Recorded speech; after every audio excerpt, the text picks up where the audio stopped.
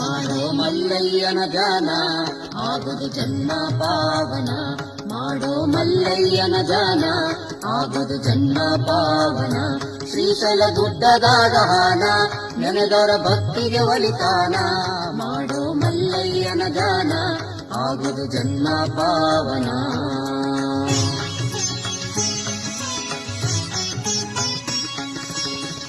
ಸಿದ್ಧರಾಮ ಹುಟ್ಟಿ ಬಂದಾನ ಮಾಡುತ್ತಾನ ಮಲ್ಲಯ್ಯನ ಧ್ಯಾನ. 5 ವರ್ಷದಲ್ಲಿ ನವಣಿ ಹೊಲದಾಗ ಗುರು ಬಿಟ್ಟಿ ಅವನಿಗೆ ಆ ಧ್ಯಾನ.